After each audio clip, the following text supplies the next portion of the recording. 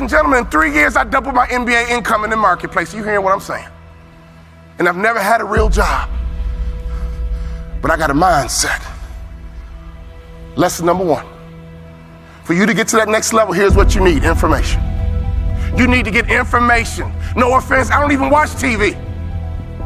CNN don't pay my bills. Okay? Power don't pay my bills. I don't even watch TV. I might catch a sporting event, or don't get mad about a football game. I love to watch football. But I don't watch TV. Why? It's unproductive in my opinion. I get 24 hours a day just like Bill Gates. I get 24 hours a day just like Beyonce and Jay-Z. You get 24 hours a day, ladies and gentlemen. What do you do with your 24 hours?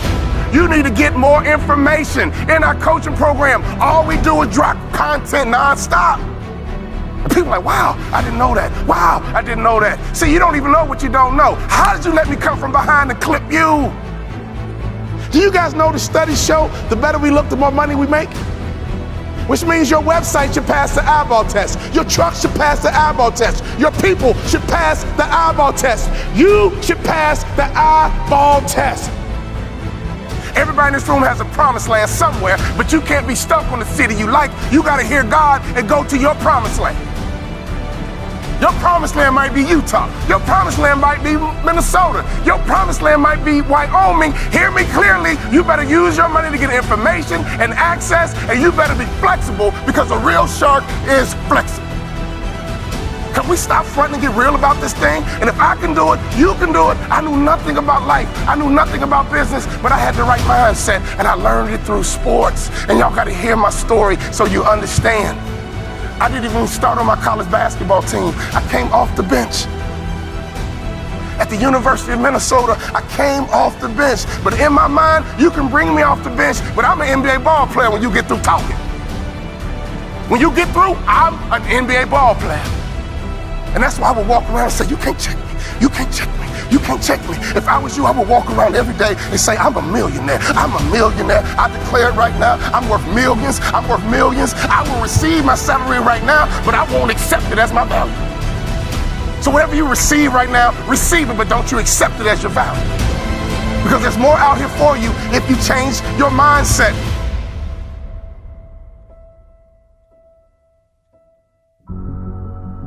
In my coaching program, I got a concept called the black tie effect.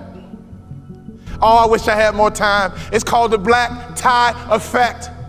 If you don't own your own tuxedo and go to at least 6 to 10 black tie events in your market, you suck.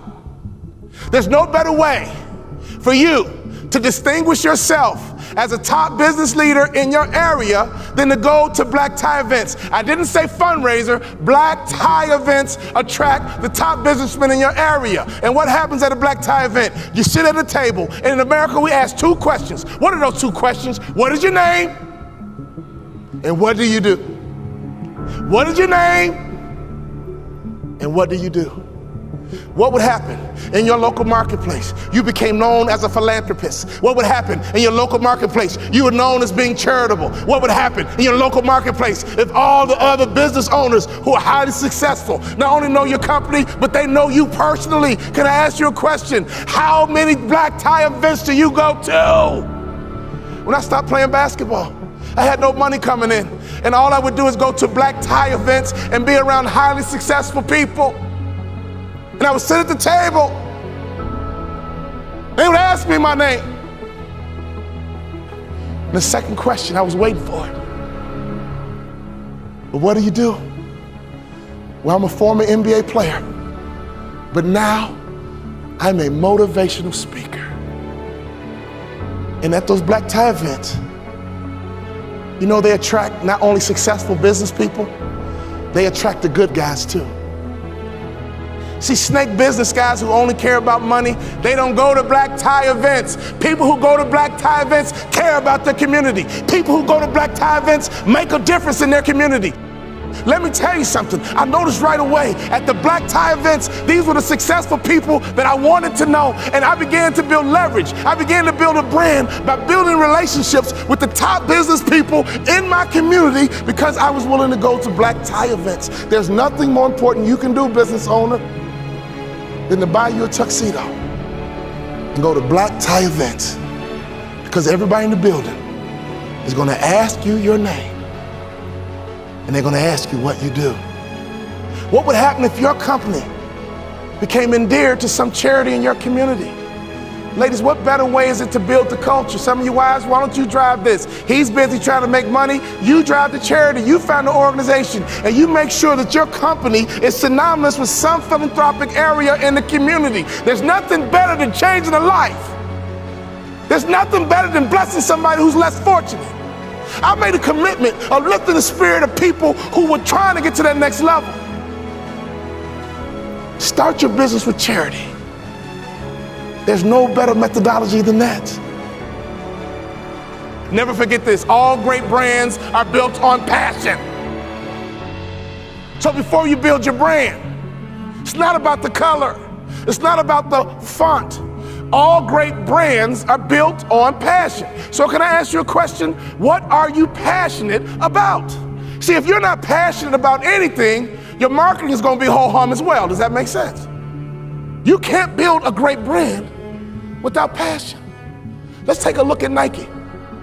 Phil Knight built Nike and the brand out of passion. He loves to run, and he couldn't find good running shoes.